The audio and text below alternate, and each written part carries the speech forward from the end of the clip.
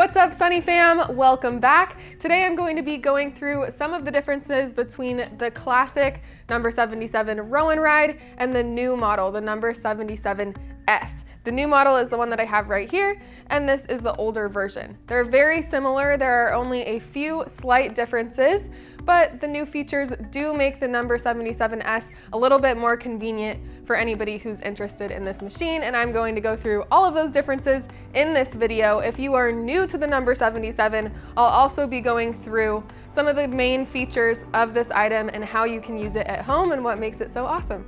All right, so starting off, weight capacity. The weight capacity for these machines is going to be the same. It is 220 pounds, so it's nice and high and can support a wide variety of users. All right, both machines also have stabilizers. On the rear base of the machine, there's one on the right and the left. So if you're dealing with a little uneven flooring in your home and you feel like your machine is not quite stable in your space, all you have to do is give those a little twist to the right or left, and it will help stabilize that machine for you so that it feels nice and sturdy when you're working out. Again, that's on both of our machines here. All right, the next thing is going to be your seat adjustment, and that's what makes these two models a little bit different. So on the classic number 77, we have the seat adjustment just below the seat. So how you're going to adjust that is you're going to give this a twist to remove the seat. Then we're going to take the seat all the way off, and we can adjust it up or down depending on where you want it. It has 5 total levels of adjustment. Okay, so I'm going to put that back in there, and we're going to screw it back in. So the part that makes this just a little inconvenient is that it's on the base of your machine here. So it is a little bit harder to adjust, but again, you're not going to be adjusting it super often probably since you're the same size. So you decide how important that is to you. On our number 77S, it is just a little bit different, like I mentioned. So we're actually going to be able to adjust it on the side here, which is really nice because you don't have to bend down and like look below your seat.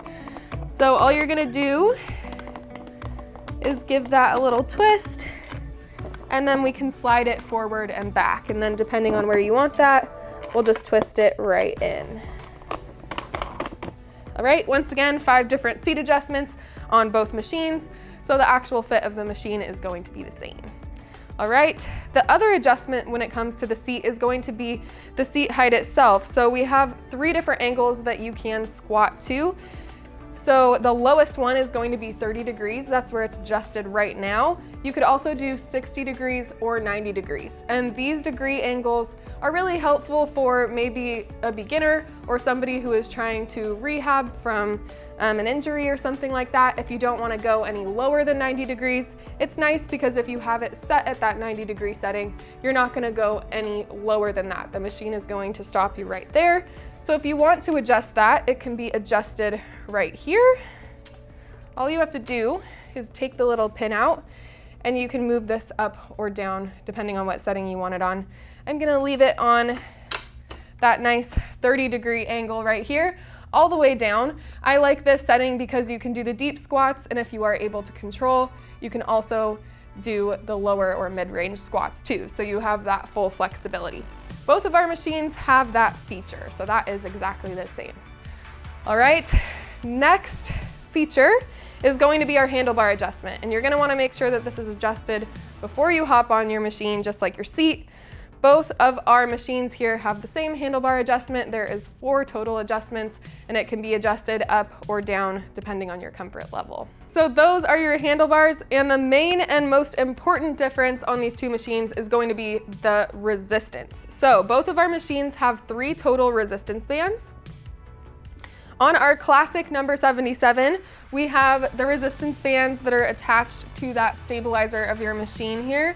And what you're going to do to connect that resistance is detach it from that stabilizer, and you're going to hook it onto the base of your seat. Okay, so when you are on your row and ride, it's going to look like this, and that resistance gets harder as you get towards the top of that squat. So make sure you squeeze your glutes when you get up there.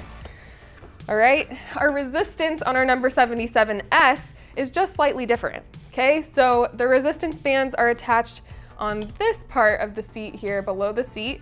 So all you're going to do to put those on, take the clip off, clip it on at the base of your machine. It's really nice because this is a little bit more user-friendly, right? You're working with gravity to put that hook on, so it's just a little bit easier to make that adjustment. And when you're on your row and ride, it actually has a little bit smoother feel to it, so it feels really nice. All right, so those are the main differences between these two machines. Now I'm going to hop on and show you some of the other great features that both machines have, but if you are new to the number 77, you might want to know about. Okay, so let's hop on here to our number 77S. So both of our row and rides are going to have those pivoting foot pedals. And what's really nice about those is a lot of people have a hard time getting into a deeper squat or even down to 90 degrees because they don't have the ankle range of motion. With this machine, because you have the pivoting foot pedals, it's going to allow you to get down into that deeper squat. So see, we have a nice range of motion here, and my feet are just pivoting with those foot pedals, which is really nice, and it makes it really comfortable for you to use. All right, both machines have that. The other nice thing about the pivoting foot pedals is that you can use it for calf stretches. So if I push into my heels, I can feel a really nice stretch in my calves. So that's really nice. My calves are really tight today, so this feels really good. So make sure that you make use of that feature. It's really nice and convenient. All right, we also have a digital monitor on both of our machines, and that's going to show you your time, count, total count, and calories. And we also have a scan feature. So if you just set it to scan, it's going to cycle through all of those numbers for you while you're working out. Really nice to see that picture of what's happening while you are working out. All right, when you are on your row and ride and you're doing your workout, there are a ton of ways to use this machine, which I want to show you guys a few of the different ways that you can use it.